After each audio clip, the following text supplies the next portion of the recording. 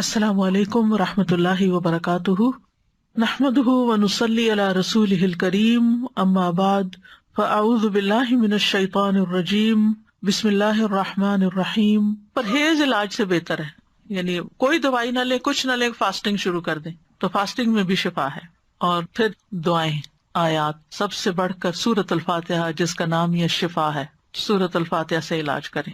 خارجہ بن سل تمیمی اپنے چچا سے نقل کرتے ہیں، ایک مرتبہ وہ رسول اللہ صلی اللہ علیہ وسلم کی خدمت میں حاضر ہوئے۔ جب واپس جانے لگے تو ایک قوم کے پاس سے گزرے جن کے ہاں ایک مجنون آدمی تھا، یعنی اس کا ذہنی توازن ٹھیک نہیں تھا۔ اسے انہوں نے لوہے کی زنجیروں سے باندھ رکھا تھا۔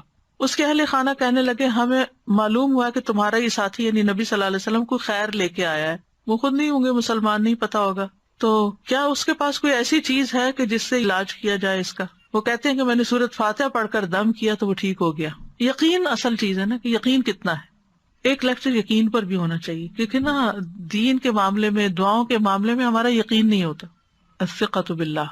پھر جو منزل ہم پڑھتے ہیں اس میں سورۃ فاتحہ کے علاوہ آیت الکرسی ہے، البقرہ کی آخری 2 آیات ہیں، کیونکہ نبی صلی اللہ علیہ وسلم نے فرمایا جس نے سورۃ البقرہ کی آخری 2 آیات ایک رات کو پڑھی وہ اسے ہر آفت سے بچانے کے لیے کافی ہوں گی۔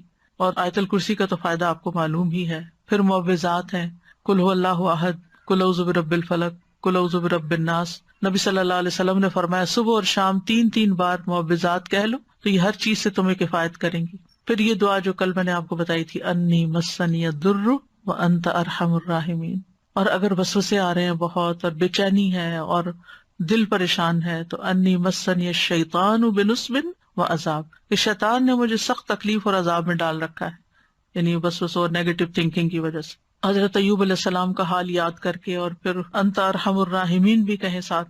اور پھر ایوب علیہ السلام کا انداز جو ہے نا دعا کا، وہ بڑا خوبصورت ہے، وانت ارحم الراحمین، اور اپنے حال کا ذکر کیا کہ اللہ میں تکلیف میں ہوں، آپ جانتے ہیں۔ تو ہم اس طرح بھی دعائیں کر سکتے ہیں، یا اللہ آپ نے ایوب علیہ السلام کو صحت دی تھی، یا اللہ آپ نے زکریا علیہ السلام کو بیٹا دیا تھا، یا اللہ آپ نے یوسف علیہ السلام کو لوٹا دیا تھا، یا اللہ آپ نے موسیٰ علیہ السلام کی حفاظت کی تھی، یا اللہ آپ میری یہ تکلیف دور کر دیں۔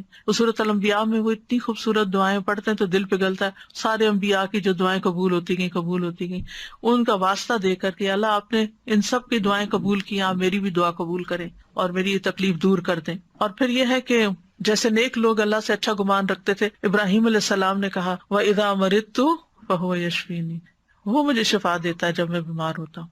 یہ یقین ہو اور پھر اس طرح شفا مانگے اللہ سے کہ اللہ تعالیٰ آپ کے ہاتھ میں شفا، بیدک الشفا۔ پھر وہ جو مسنون دعائیں گرین کارڈ کی ہیں، امسح البأس رب الناس بیدک الشفا، لا یکشف الکرب الا انت، اے لوگوں کے رب تکلیف دور کر دے، تیرے ہی ہاتھ میں شفا ہے، تیرے سوا اس کو کوئی دور کرنے والا نہیں۔ نبی صلی اللہ علیہ وسلم بیمار پر ان الفاظ کے ساتھ دم کیا کرتے تھے۔ اور پھر ایک اور روایت میں آتا ہے، انس رضی اللہ عنہ کہتے ہیں کہ میں تم پر وہ دعا پڑھ کر کیوں نہ دم کروں جسے رسول اللہ صلی اللہ علیہ وسلم پڑھتے تھے۔ تو حضرت ثابت کی طبیعت خراب تھی تو انہوں نے کہا ضرور کیجیے، تو حضرت انس نے ان الفاظ کے ساتھ دم کیا، اللہم رب الناس مذہب البأس اشفی انت الشافی لا شافی الا انت شفاء لا یغادر سقما۔ پھر اسی طرح یہ ہے کہ اگر کوئی جل جائے تو اس کا علاج نبی صلی اللہ علیہ وسلم نے کس طرح کیا۔ ایک خاتون کہتی ہیں کہ میں حبشہ سے واپس آ رہی تھی، مدینہ سے کچھ فاصلے پر تھی تو کھانا پکانا شروع کیا، لکڑیاں ختم ہوئی تو لکڑیوں کی تلاش میں نکلی تو بچے نے ہانڈی اپنے اوپر گرا لی اور وہ بازو پہ گر گئی اور وہ جل گیا۔ تو وہ پھر لے کے نبی صلی اللہ علیہ وسلم کی خدمت میں حاضر ہوئی، کہا اللہ کے رسول صلی اللہ علیہ وسلم میرے ماں باپ آپ پہ قربان، یہ محمد بن حاتم ہیں اور ان کے ساتھ یہ ہوا ہے۔ تو آپ نے اپنا لعاب دہن ڈالا اور سر پہ ہاتھ پھیرا اور برکت کی دعا کی، اور اس جلی ہوئی جگہ پر لعاب دہن ڈالتے جاتے تھے اور ساتھ یہ دعا پڑھتے تھے، اذہب البأس رب الناس واشفی انت الشافی لا شفاء الا شفاؤک اشفی شفاء لا یغادر سقما۔ اور پچھلے دنوں ایک پوسٹ آپ نے بھی شاید دیکھی ہو جس میں وہ کوئی حکیم یا طبیب ایسی ریکمینڈ کرتا ہے کہ اگر کوئی شخص صبح کے وقت اپنا پہلا لعاب اپنی آنکھوں کے اندر لگاتا ہے تو اس کی آنکھوں کی بینائی تیز ہو جاتی ہے اور بیماریاں دور ہوتے ہیں۔ بہرحال لعاب کے اندر بھی اللہ نے شفا رکھی ہے۔ اور پھر اسی طرح خود کو تکلیف ہو، اور یہ تو میں نے بہت دفعہ آزمایا ہے کہ درد کی جگہ پر ہاتھ رکھ کے انسان 3 دفعہ بسم اللہ پڑھے اور 7 دفعہ اعوذ بعزت اللہ و قدرتی من شر ما اجد و احاذر. بہت ہی خوبصورت دعا ہے اور بہت جلد تکلیف دور ہوتی ہے. خاص طور پہ اگر گھٹنوں وغیرہ میں تکلیف ہے تو آپ ان کو کلونجی کے آئل سے رب بھی کرتے جائیں اور یہ دعا پڑھتے جائیں تو انشاءاللہ ٹھیک ہو جائیں گے. پھر اسی طرح اگر کہیں پھوڑا پھنسی ہے چھوٹا موٹا تو اس پر نبی صلی اللہ علیہ وسلم یہ دعا پڑھتے تھے، بسم اللہ تربت اردنا بریقت بادنا لیشفا بہ سقیمنا باذن ربنا. اللہ کے نام کے ساتھ ہماری زمین کی مٹی، یعنی جس زمین پہ انسان رہتا ہے وہیں کی مٹی لے سکتا ہے اگر مدینہ کی مٹی نہ ہو. ہمارے رب کے حکم سے ہم میں سے بعض کے لعاب کے ساتھ ہمارے بیمار کو شفا دی جائے. یعنی وہاں پر کوئی بڑی بڑی فارمیسیز نہیں تھی، کوئی اور علاج کے لیے ہاسپٹل نہیں تھے، تو یہی چیزیں جو تھیں نبی صلی اللہ علیہ وسلم نے عملاً کر کے دکھائیں اور لوگوں کو فائدہ بھی پہنچا. تو نبی صلی اللہ علیہ وسلم کسی کے جسم پر کوئی پھوڑا، کوئی زخم، کوئی تکلیف ہوتی تو لعاب کے ساتھ مٹی لگا کے اس جگہ پر لگا دیتے تھے. اور راکھ کا لگانا جو ہے، آپ صلی اللہ علیہ وسلم کو جب جنگ احد میں آپ کو تکلیف پہنچی تھی تو حضرت فاطمہ نے چٹائی جلا کے اس کی راکھ جو تھی وہ وہاں لگا کے تو پٹی کی تھی، تو اس میں بھی اللہ تعالیٰ نے شفا رکھی ہے. اور پھر اسی طرح تکلیف اور پریشانی کے وقت کی جو عام دعائیں ہیں وہ بھی پڑھنی چاہیے. یا حیو یا قیوم برحمتک استغیث اللہ اللہ ربی لا اشرک بہ شیئا. پھر اسی طرح لا الہ الا انت سبحانک انی کنت من الظالمین. پھر نبی صلی اللہ علیہ وسلم جب کرب اور تکلیف اور پریشانی اور بے چینی ہوتی تھی اس وقت پڑھتے تھے لا الہ الا اللہ العظیم الحلیم، لا الہ الا اللہ رب العرش العظیم، لا الہ الا اللہ رب السماوات و رب الارض و رب العرش الکریم. یعنی عرش سب سے بڑی چیز ہے نا مخلوقات میں سے، تو اس کے رب کا واسطہ دے کر پھر دعا کرتے تھے.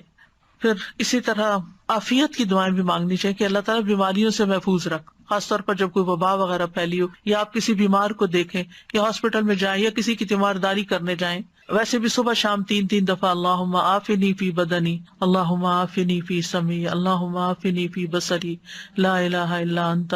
پھر اللہم انی اعوذ بک من زوال نعمتک وتحول عافیتک وفجاءۃ نقمتک وجمیع سخطک.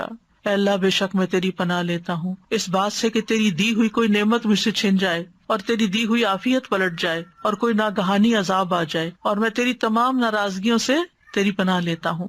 اور پھر اللہم انی اعوذ بک من جہد البلاء ودرک الشقاء وسوء القضاء وشماتۃ الاعداء.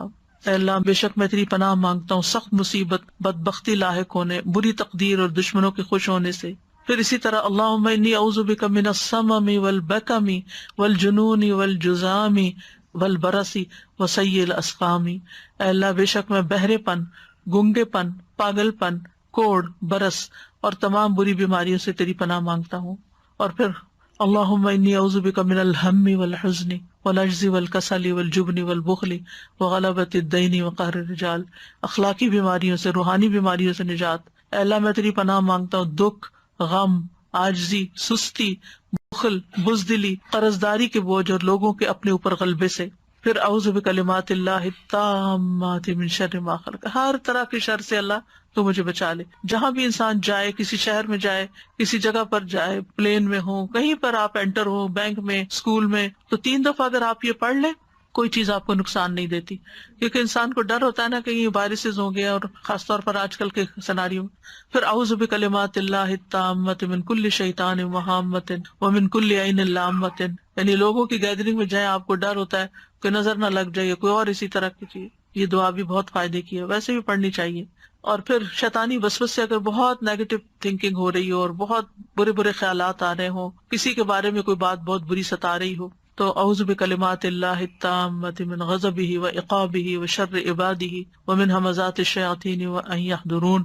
خاص طور پہ برا خواب آنے کے بعد اگر دل پہ بار بار پریشانی کا خیال آ رہا ہے، بار بار آ رہا ہے، تو اس کو بھی جھٹکنے کے لیے یہ دعا پڑھی جا سکتی. تو اللہ تعالیٰ محفوظ رکھیں گے.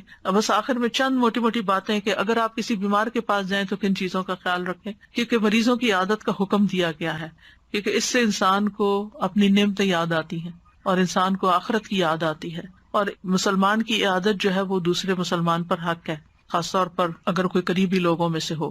نبی صلی اللہ علیہ وسلم نے فرمایا جب کوئی شخص اپنے کسی مسلمان بھائی کی عادت کرتا ہے تو وہ جنت کے باغات میں چلتا ہے یہاں تک کہ بیٹھ جائے.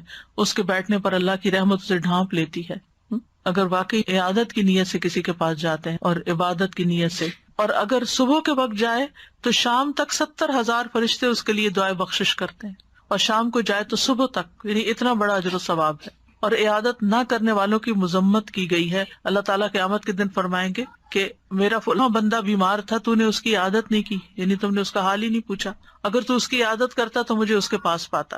عیادت کرتے وقت اسے اجر کی خوشخبری دی جاتی ہے، اور مریض کو دعا دے کر خوش کریں، ہو سکے اس کو دم کر دیں اور دعا کا کارڈ دے دیں، کوئی بھی ایسی چیز اس کو بتائیں کہ یہ بیماری اس کے درجات کی بلندی کا ذریعہ، اچھی باتیں کریں، حوصلہ افزائی کریں، غم گساری کریں۔ اور عیادت کے وقت کی دعاؤں میں لا بأس طہورن، انشاءاللہ کوئی بات نہیں، ٹھیک ہو جاؤ گے، سب صاف ہو جائے گا۔ اگر اور دعائیں آپ کو لمبی چوڑی نہیں بھی آتی تو سورۃ فاتحہ تو سب کو آتی، سورۃ فاتحہ پڑھ کے دم کر دیں، معوذات پڑھ کے دم کر دیں، اور پھر اسأل اللہ العظیم رب العرش العظیم ان یشفیک 7 دفعہ پڑھ کے آپ اس پہ دم کر دیں۔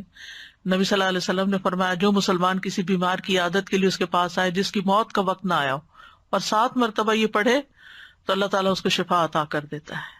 تو یہ بیمار کے لیے پڑھنی چاہیے۔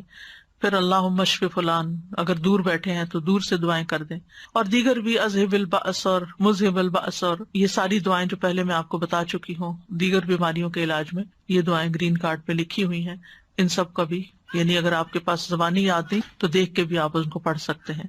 اور ساتھ اپنے لیے بھی ایک دعا مانگیں کہ اللہ مجھے اس سے عافیت میں رکھنا، یعنی الحمدللہ الذی عافانی مما ابتلاک بہ وفضلنی علی کثیر ممن خلق تفضیلا۔ تو حدیث میں آتا ہے کہ جو یہ پڑھے گا اس مصیبت سے محفوظ رہے گا جس میں دوسرا مبتلا ہے۔ تو اللہ تعالیٰ ہمیں بیماریوں میں اور ساری تکلیفوں میں درست رویہ اختیار کرنے کی توفیق دے، اور سنت کے مطابق علاج بھی اور بہیو کرنے کی توفیق دے، جس سے اللہ تعالیٰ راضی ہو جائے۔ یہ ایک باری امتحان ہے، اس امتحان کو پاس کرنا ضروری ہے، اور پاس کرنے پر بہت بڑے درجات ہیں، اور اگر انسان اس پر ناکام ہو جاتا ہے تو دنیا میں بھی تکلیف اور آخرت کی بھی تکلیف۔